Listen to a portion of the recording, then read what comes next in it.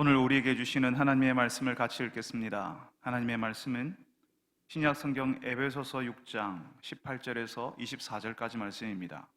신약 성경 에베소서 6장 18절에서 24절까지 말씀. 제가 있는 성경은 신약 성경 316쪽입니다. 신약 성경 316쪽 에베소서 6장 18절에서 24절까지 말씀을 저하고 함께 교독하겠습니다. 제가 먼저 18절을 읽습니다. 모든 기도와 간구를 하되 항상 성령 안에서 기도하고 이를 위하여 깨어 구하기를 항상 힘쓰며 여러 성도를 위하여 구하라.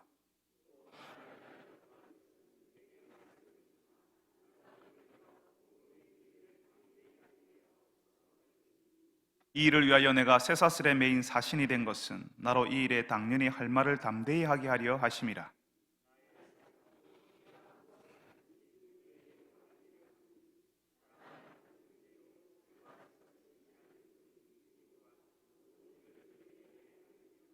우리 사정을 알리고 또 너희 마음을 위로하기 위하여 내가 특별히 그를 너희에게 보내었노라.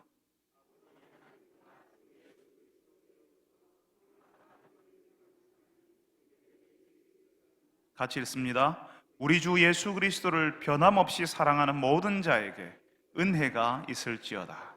아멘.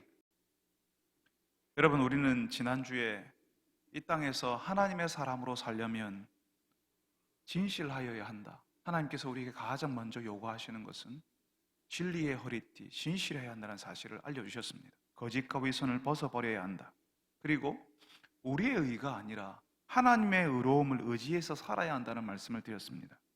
그리고 또 이 땅을 살아가는 동안 평안의 복음이 준비한 것으로 신을 신고라고 하는 말씀을 통하여서 하나님께서 우리와 함께 계신다는 그 소식, 우리와 함께 계시기 위해서 우리 예수님이 오셨다는 그 소식이 우리에게 기쁜 소식이고 그 소식을 아는 자에게 평안이 찾아온다는 사실을, 이 광야와 같은 세상을 그 소식을 가진 자들이 걸어갈 수 있다는 사실을 말씀을 드렸습니다.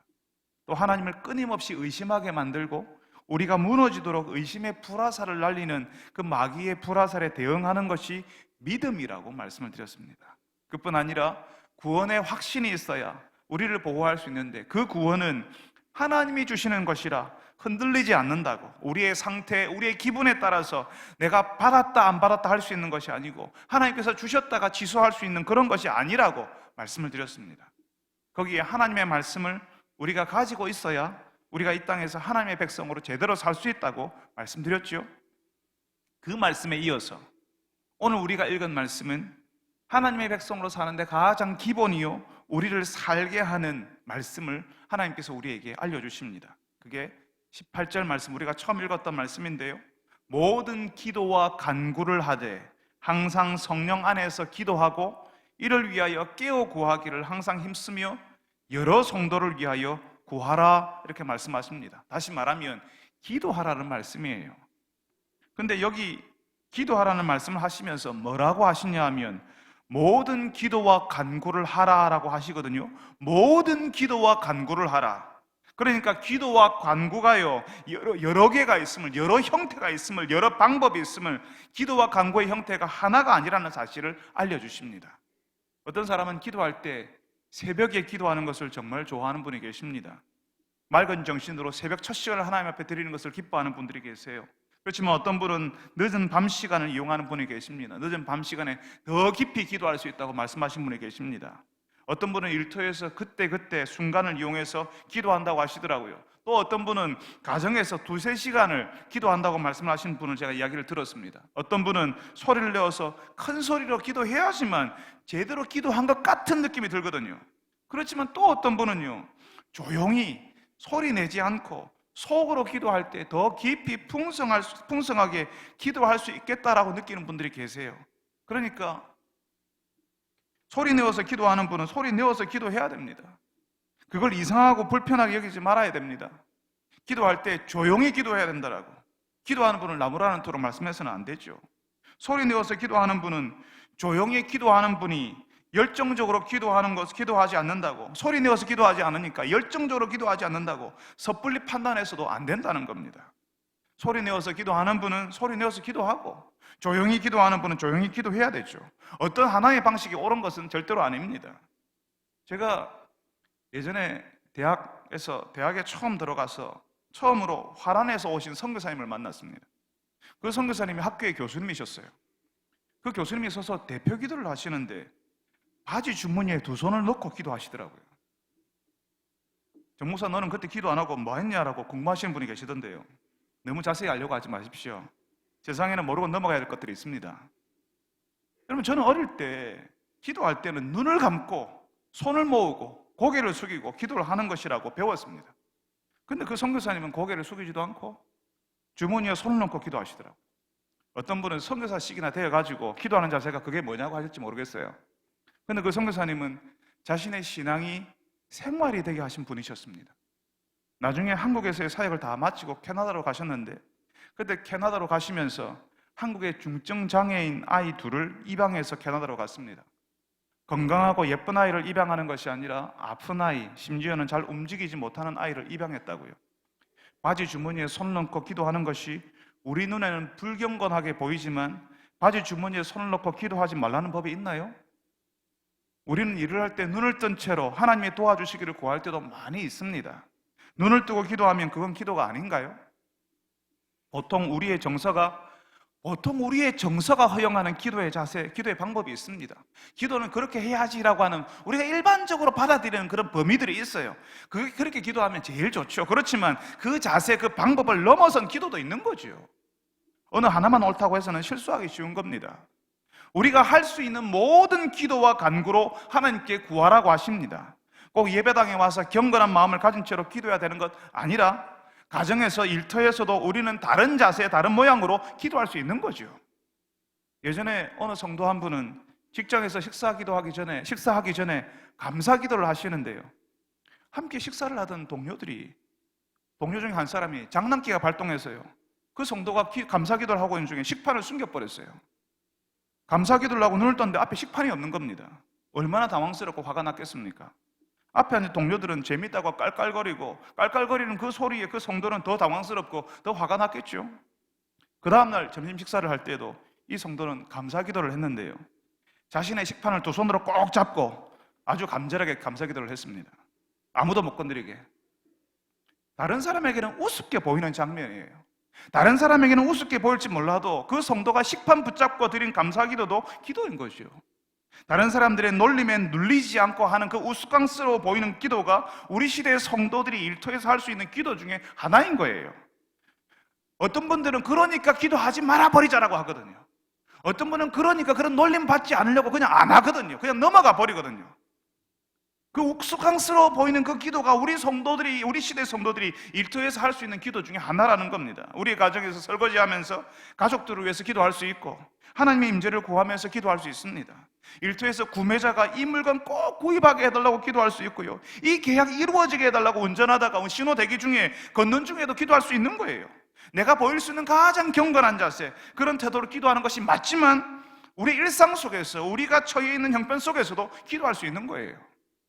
또 하나님께서는 우리에게 성령 안에서 기도하라고 하시는데요, 성령 안에서 기도한다는 말은 방언으로 기도해야 된다, 열정적으로 큰 소리로 우리가 통성으로 기도해야 된다, 그리고 그것이 그렇게 해야지만 성령 안에서 기도하는 것이라고 하는 것 아닙니다.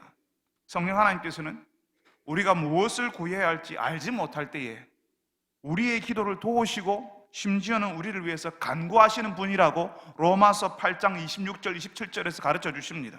그러니까 성령 안에서 기도한다는 말은 그 성령님의 도움을 구하면서 기도하는 것을 말합니다. 성령님께서는 우리가 무엇을 기도해야 되는지 가르쳐 주시기를, 성령님께서 우리가 무엇을 기도해야 되는지 가르쳐 주시기를 바라면서 기도하는 것, 우리가 참으로 진실하게 기도하도록, 우리의 죄를 볼 수 있도록 성령님께 도와달라고 하는 것이 성령 안에서 기도하는 것입니다. 뿐만 아니라 깨워서 구하기를 항상 힘쓰라고 하는데요, 깨워서 기도하는 것이 우리가 시도 때도 없이 잠도 안 자고 계속 기도만 하고 있어야 된다는 말씀이 아닙니다. 여러분, 술에 취해 있으면요, 정신이 몽롱해서 제대로 된 판단, 행동을 하지 못하지 않습니까? 그 반대로 성령이 충만하면요, 하나님이 기대하시는 판단, 하나님께서 기뻐하시는 행동, 하나님이 원하시는 말을 할 수 있게 됩니다.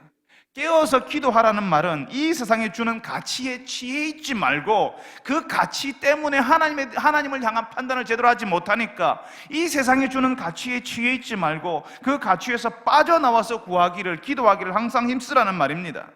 우리가 자칫하면 이 세상의 가치에 취해서 우리의 기도마저도 그런 세상의 것을 구하는 기도가 되기 쉽습니다.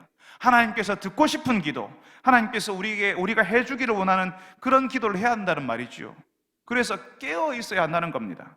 잘못하면 세상의 가치에 취해서 구하게 되니까요. 잘못하면 하나님에 대해서는 아무 반응이 없고 잠들어 있는 상태가 되니까요. 근데 우리가 경험적으로 보면요, 우리가 기도할 때에 참으로 하나님 앞에 내 자신을 낮추고 하나님의 인도하심에 내 인생을 맡길 때에, 우리 일상 속에서 하나님을 기다리는 기도를 하고 있을 때예요. 그때에 우리의 의식, 우리의 생각이요, 깨어나게 됩니다. 하나님께 집중할 수 있게 돼요.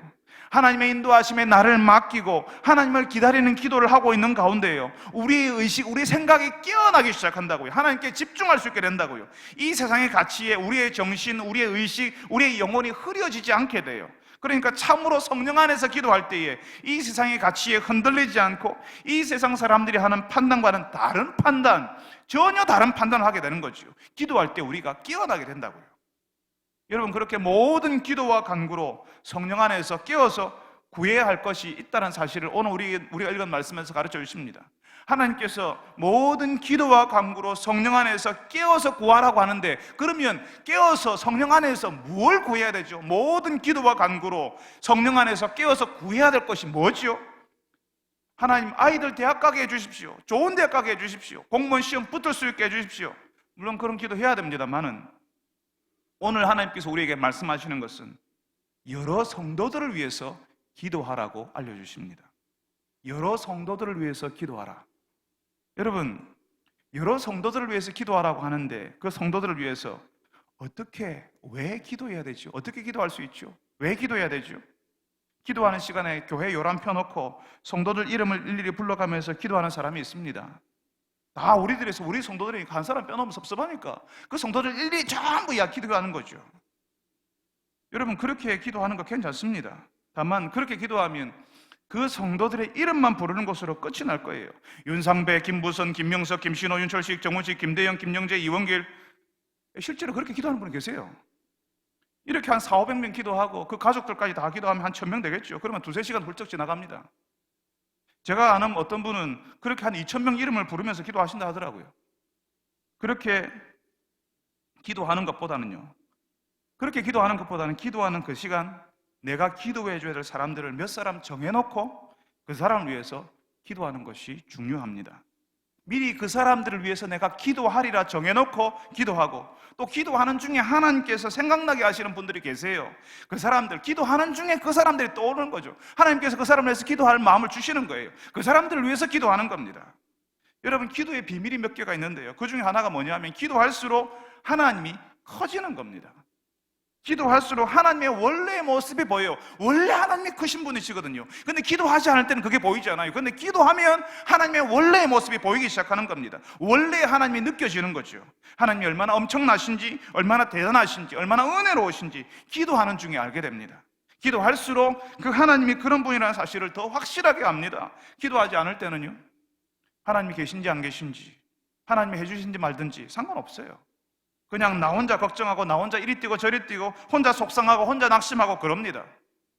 근데 기도하면 하나님이 현실이 되는 거죠. 아예 보이지 않고 그 존재감을 전혀 찾을 수 없었던 하나님께서 기도하는 중에 가까이 그리고 점점 뚜렷하게 그 임재, 그 살아계심을 우리에게 보여주시는 겁니다. 알려주시는 겁니다. 그래서 그 하나님이 너무나도 뚜렷하게, 그리고 너무나도 가까이 계신다는 사실을 기도할 때 아니까요. 그래서 기도하는 사람이요, 예배를 참 간절하게 드립니다. 예배를 드릴 때 엄청 집중하게 됩니다. 왜냐하면 하나님의 임재, 그 살아계신 하나님이 어떤 분이라는 사실을 아니까 감사로 열심으로 집중해서 드릴 수밖에 없는 거예요. 이게 기도의 비밀입니다. 그런데 또 한 가지 기도의 비밀이 있는데요, 오늘 우리에게 하나님께서 여러 성도를 위해서 기도하라고 하지 않습니까? 내가 그 성도를 위해서 기도할 때예요, 그 성도가 너무나도 가까이 느껴지게 되고요, 기도할수록 그 성도가 내 가까이, 점점 가까이 오는 것을 경험하게 됩니다. 나중에는 나의 지체, 나의 일부가 되는 일이 벌어지게 되는 거죠. 그 성도를 위해서 기도할 때에 그 성도가 점점 이해가 되고요, 받아줄 수 있게 되고요, 그 성도가 잘 되기를 축복할 수 있게 되는 겁니다. 여러분, 사랑하는 가족들, 주일에 만나는 전도의 회원들, 함께 신앙생활하는 여러분의 사람들을 위해서 기도해 보셨지요? 계속 기도해 보시고 그 사람을 위해서 기도하시고 그 사람을 위해서 그 사람의 마음을 품고 계속 그 기도할 때 어떤 일이 벌어졌는지 여러분 경험해 보셨잖아요. 그 사람을 위해서 기도하는데, 이상하게 그 사람을 위해서 기도하는데 내가 행복해지는 거예요. 여러분이 행복해지고 여러분이 풍성해지고 여러분 속에서 하나님이 주시는 사랑, 은혜가 솟아오르는 것을 경험하게 되는 거예요. 그 성도를 위해서 뭔가를 해주고 싶고 그 성도를 받아주고 품어주고 싶은 마음이 찾아오게 되는 겁니다. 그 성도를 위해서 기도하는데 내가 행복해지고 내가 기뻐하게 되고 내가 풍성해지고 내가 그 성도를 향해서 부어줄 은혜가 나에게 찾아오고 차오르기 시작하는 것을 경험하게 되는 겁니다.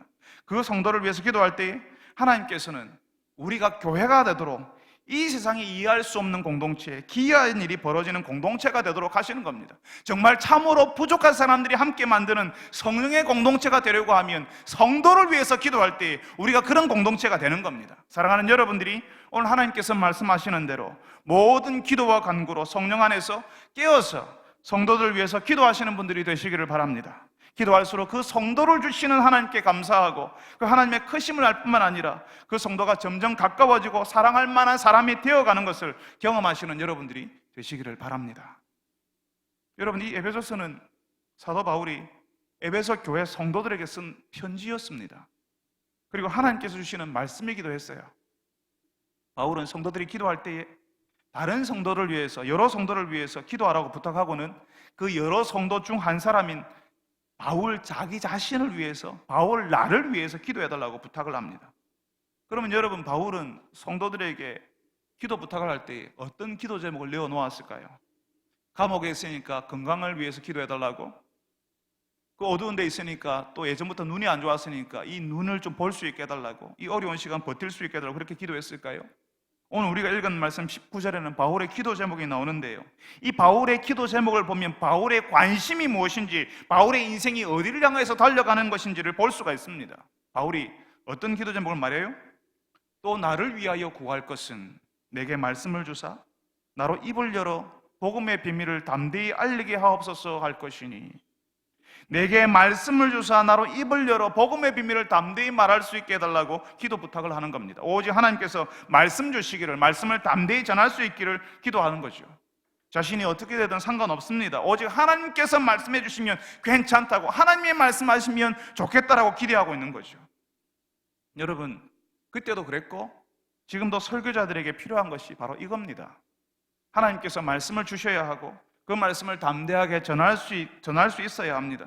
성도들이 목회자들을 위해 기도할 때에 가장 필요한 기도, 성도들이 가장 열심히 해 주셔야 되는 기도가 바로 오늘 우리에게 주시는 이 말씀 속의 기도입니다. 이 말씀처럼 기도해 주셔야 됩니다. 하나님께서 말씀을 주시기를, 그 말씀을 담대히 전할 수 있기를 기도해 주셔야 됩니다. 목사에게는요, 하나님께서 말씀을 주시는 것처럼 감격스러운 것은 없습니다. 하나님께서 말씀을 주시는 때만큼 감격스럽고 그 목사를 사로잡는 것이 없습니다. 우리 시대의 설교자들은 주어진 하나님의 말씀이 이 시대의 사람들에게 전달되도록 하나님의 성령의 빛이 비추어 주시기를 기도하고 말씀을 준비합니다. 그런데 그 말씀이 이해되지 않고 그 말씀이 설교자에게 먼저 현실감이 없으면요, 강단에서 말할 수가 없습니다. 설교자가 먼저 하나님의 말씀을 들어야 해요. 그래야 설교할 수가 있습니다. 하나님의 말씀을 듣지 못한 채 설교를 준비하고 그 설교를 강단에서 성도들에게 전하는 것은 불행입니다. 그 설교자에게도 성도들에게도 불행한 일입니다. 여러분, 여름날 물이 많은 시냇가를 여러분들이 지나다 보면, 그 물 많은 시냇가, 물이 풍성하게 흐르는 곳을 지나다 보면 거기에 발이라도 담그고 싶은 마음이 들지 않습니까? 그 물에 나를 좀 잠기게 하고 싶고 내가 손이라도 넣고 싶고 하는 그런 마음이 들지 않습니까? 거기에 머무르다가 물이 흐르는 것을 보고라도 가고 싶은 마음이 들지 않습니까? 그런데 물이 다 말라버린 하천 웅덩이에, 뜨문뜨문 고인 물에 물이 다 말라버렸어요. 그런데 거기 뜨문뜨문 고인 물에 사람들이 발 담그고 싶어 할까요? 여름이라고 바가지에 그쪽 그 웅덩이에, 말라버린 웅덩이에 물을 퍼서 사람들에게 뿌리면요, 그 사람들 오히려 불쾌해합니다. 하나님께서 말씀을 주실 때에는 마치 물이 풍성하게 흐르듯이 사람들이 그 속에 들어가고 싶고 거기서 적시고 싶고 그렇게 하고 싶은 거예요. 하나님께서 말씀을 풍성하게 주실 때에 사람들을 적시고 세상을 적시게 되는 겁니다. 그렇게 흘러야 그 속으로 사람들이 들어오려고 하는 거예요. 여러분, 여러분의 목사를 위해서 기도해 주십시오. 하나님께서 말씀을 주시기를, 하나님이 빛을 비추어 주시는 그 말씀을 품고 강단에 설 수 있도록 기도해 주시기를 바랍니다. 하나님께서 주시는 가장 영광스러운 순간을 경험하고 강단에 설 수 있도록 하나님께서 주셨기 때문에 담대하게 그 말씀을 전하는 목사가 되도록 기도해 주시기를 바랍니다. 여러분, 지금 바울이 에베소 교회 성도들에게 자신을 위해서 기도해 달라고 부탁을 하는데요, 그 기도 부탁을 전화로 하고 있습니까? 아니면 화상 채팅을 해서 실시간으로 서로 얼굴 보면서 그렇게 기도 부탁을 하나요? 이 당시에는 서로의 소식을 전하는 방법이 편지밖에 없었습니다. 그렇지만 그 편지를 쓴다고 그냥 저절로 그 편지를 받을 사람들에게 가는 것은 아니죠. 그 편지를 누군가 들고 가서 전해줘야 하는 거죠. 지금 바울은 로마의 감옥에 있습니다. 로마의 감옥에서 이 에베소서를 쓰고 있습니다. 감옥에 갇힌 상태에서 에베소 교회 성도들에게 편지를 쓰는 거예요. 그럼 에베소라는 이 도시는 어디에 있었을까요? 여러분, 혹시 세계 지도를 가까이서 보신 적이 있을지 모르겠는데, 그 로마는 이탈리아 반도에 로마라는 도시가 있고요, 여기 지금 이 에베소의 도시는 지금의 터키 땅에 있었습니다. 터키 지역에 에베소라는 도시가 있었거든요. 그러니까 로마에서 터키 땅 에베소까지 누군가 그 바울의 편지를 전해줘야 하는 겁니다. 배를 타고 한 달이 넘는 항해를 하고 거기서 다시 육로로 산을 넘고 물을 건너서 한 달일지 두 달일지 모르는 길을 걸어서 가는 겁니다. 여러분, 제가 여기 이 에베소를 가봤거든요. 터키 수도 이스탄불에서 에베소까지 버스로 12시간 걸립니다. 아마 부산에서 평양이나 신의주까지 가면 버스로 한 12시간 걸릴까요?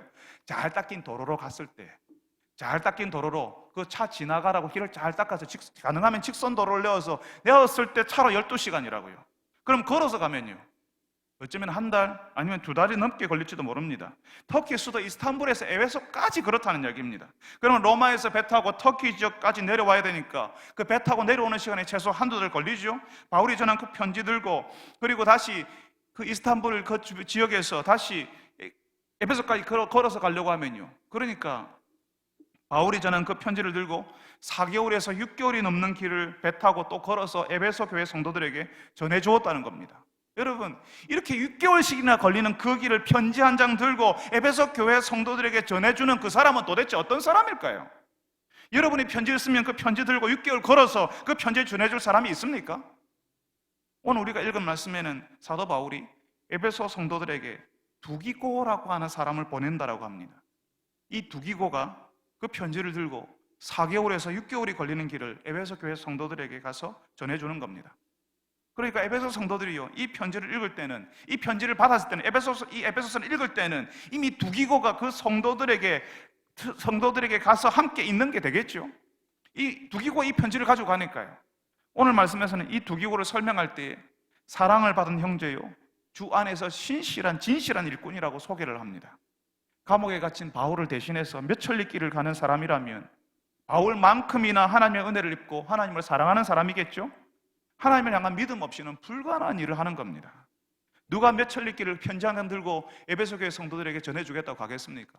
거기서 온갖 위험들을 다 만나는데요, 파손의 위험, 산적의 위험, 도둑의 위험, 가다가 병이라도 걸리면 어떻게 됩니까? 넉넉하게 풍족하게 자신의 여비를 가지고 가겠습니까? 믿음 없이는 불가능한 일을 하는 겁니다. 바울이요, 이 두기고에게 에베소의 교회에 보내는 편지만 맡긴 것이 아니었어요. 골로새서라, 우리가 읽는 말씀에 이 골로새서라는 성경의 책이 있는데요, 이 골로새 교회에 보내는 편지도 이 두기고에게 맡겼습니다.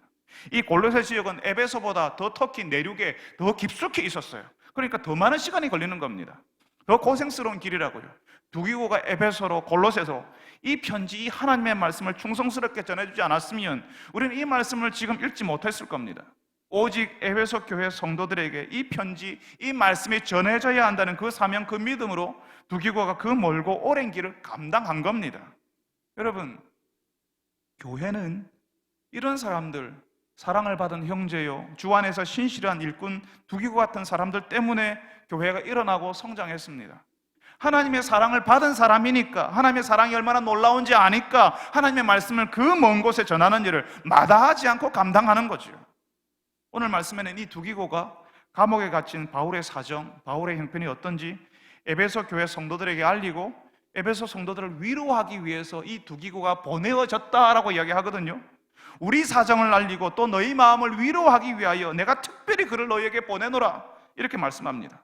그러니까 바울은 감옥에 있어서 올 수 없으니까 바울의 편지를 가지고 바울과 함께 있었던 이 두기고가 오면 에베소 교회 성도들에게 큰 위로가 된다는 거죠. 여러분, 이게 왜 위로가 되냐 하면요, 우리는 지금은 이게 잘 이해가 안 돼요.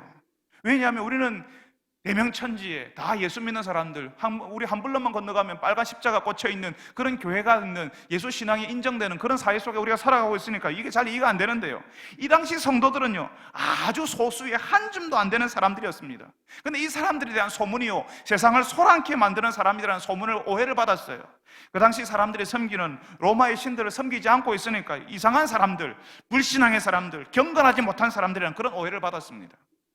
뭘 해도 사람들의 시선이 곱지 않거든요. 근데 이 에베소 교회 성도들에게 누가 찾아왔냐면 저 멀리에서, 로마에서 사람이 온 거예요. 누가?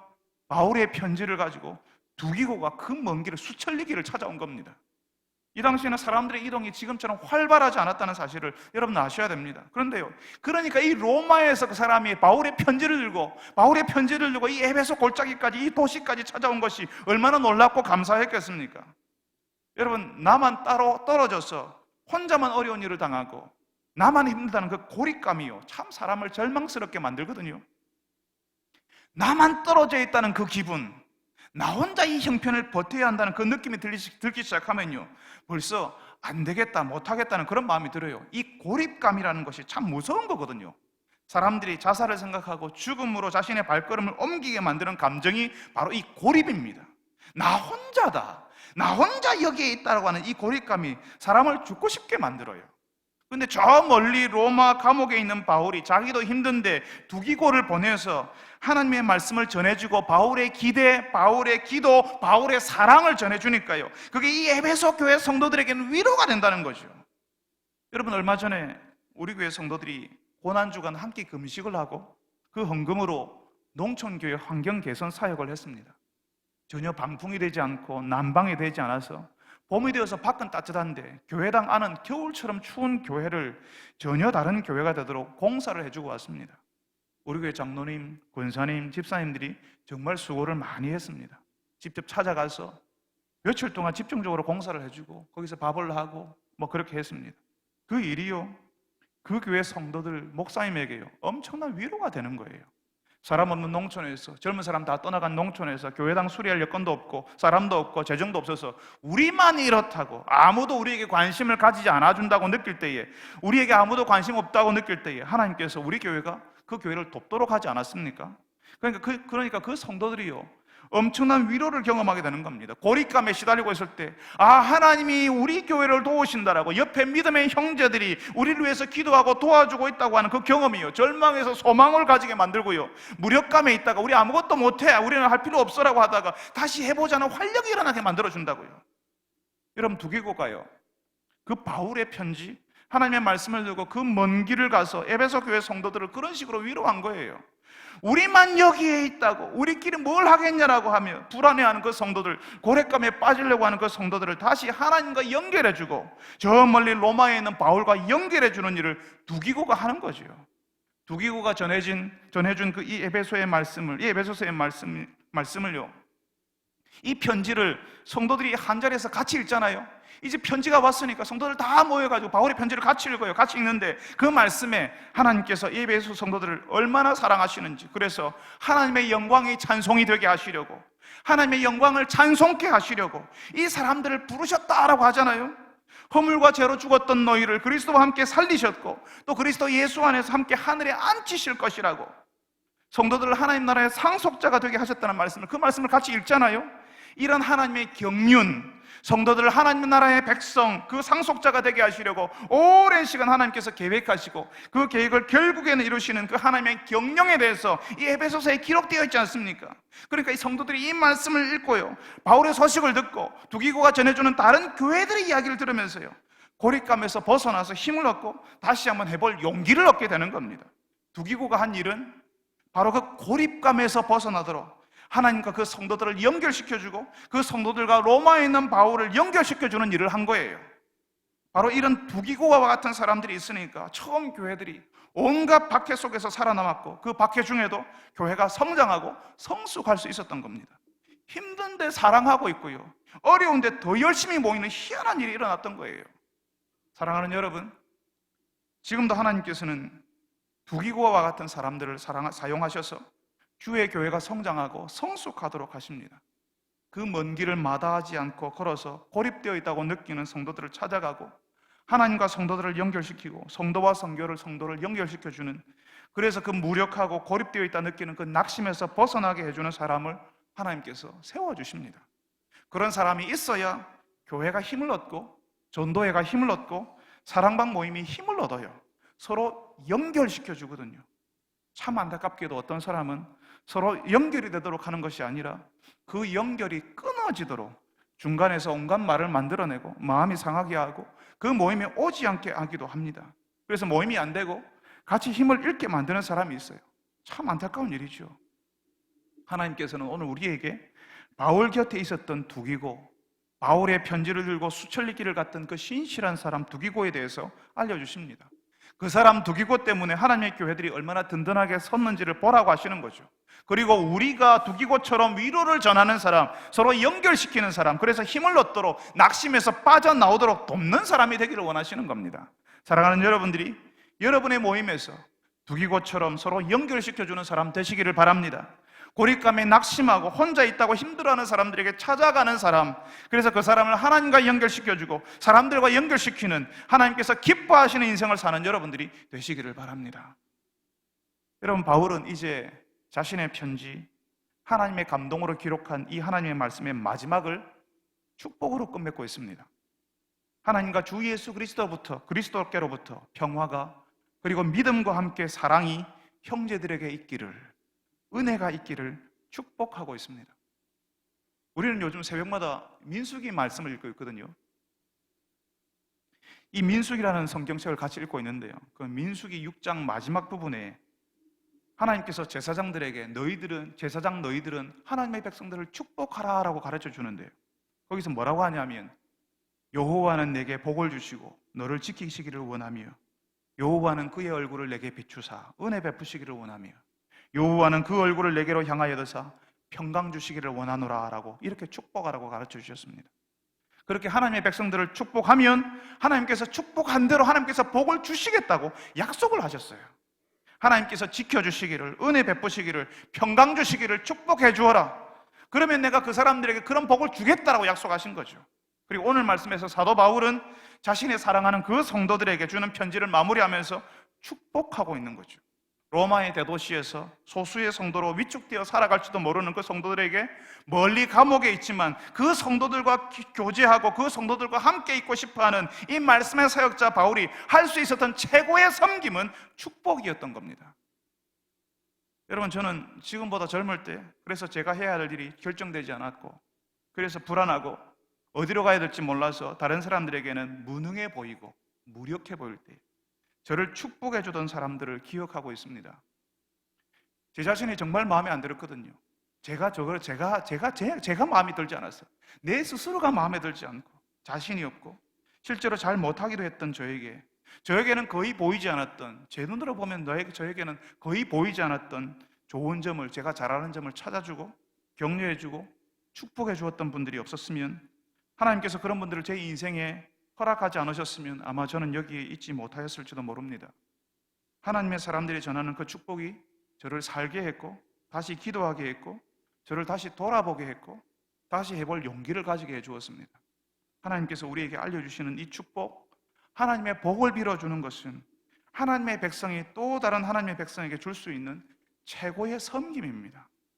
그리고 우리가 함께 교제할 때에, 사랑방에서 전도회에서 우리가 함께 만날 때 이 축복이 그 교제를, 그 성도의 거룩한 성도의 교제로, 사랑방 모임이 거룩한 성도의 교제로 만들어주는 겁니다. 하나님이 하실 일을 기대하고 하나님이 하신 일을 감사하는 모임이 되게 만들어줘요. 축복할 때에, 서로에게 축복할 때.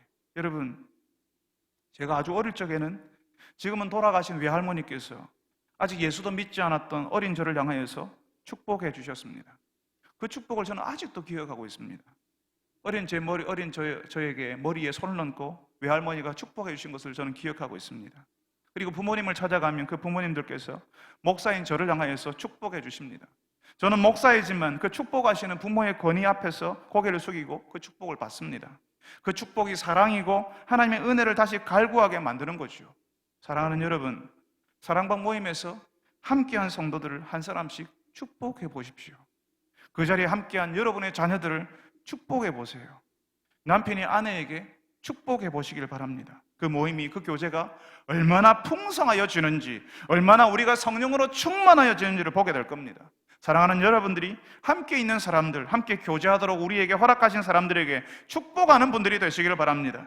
그 축복이 우리를 얼마나 풍성하게, 우리를 얼마나 사랑스러운 존재가 되도록 우리를 바꾸어 가는지를 직접 경험하고 목격하는 분들이 다 되시기를 바랍니다. 우리 같이 한번 기도합시다.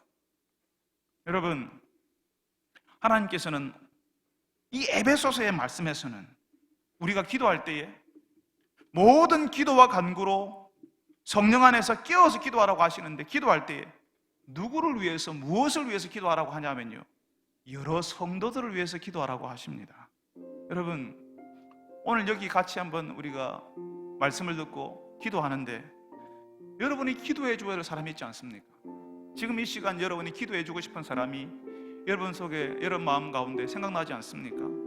오늘 여기 내가 기도해 줘야 되는 성도들, 내가 기도해 주고 싶은 사람들, 아프고 고립감에 젖어 있는 그 성도들, 사랑방 가족들일 수 있고 여러분의 가족들일 수 있고 전도의 모임에 있고 오랫동안 전도의 모임에, 사랑 모임에 나오지 못하고 있는, 혼자 외따로 떨어져서 힘들어하고 있을지도 모르는 그 사람들이 여러분이 기도해 줄 사람일 수 있습니다. 여러분, 이 시간에 같이 한번, 하나님께서 우리에게 그렇게 하라고 하시잖아요. 여러 성도를 위해서 기도하라고 하잖아요. 우리 같이 한번 기도합시다. 여러 성도들을 위해서 여러분이 한번 마음을 먹고, 그 성도를 내가 기도하리라 마음 먹고 한번 같이 한번 기도합시다. 또 한번 기도할 때 목회자를 위해서 기도해 주십시오. 하나님의 말씀을 받을 수 있도록, 하나님께서 목회자에게 말씀을 주시도록, 그리고 그 말씀을 담대하게 전할 수 있도록, 하나님께서 말씀을 주시는 그 영광스러운 순간을 경험하고 강단에 오를 수 있도록 여러분들 기도해 주십시오.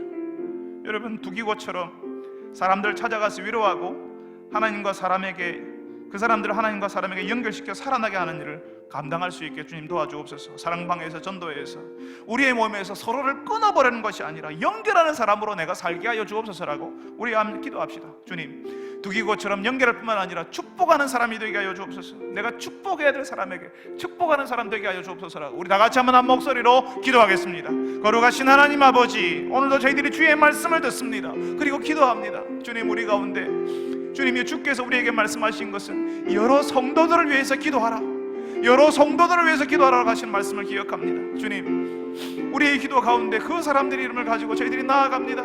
주님, 우리 가운데 힘들고 지치고 어려워하는 성도들이 있습니다. 주님, 우리 가까이 있는 자들이 있습니다. 사랑방에서 모이는 자들이 있습니다.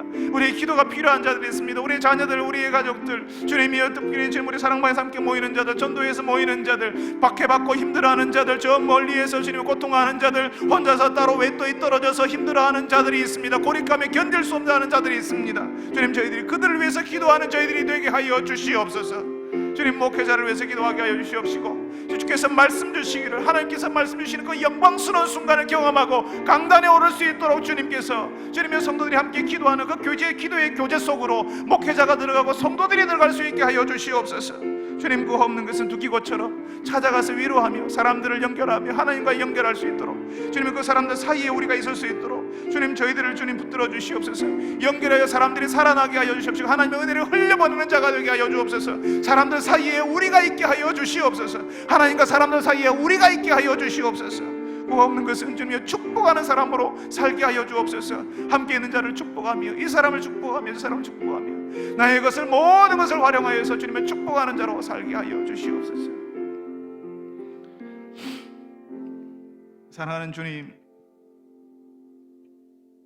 무엇을 위해서 기도해야 되는지 주님 알려주셔서 감사합니다. 길바를 알지 못하고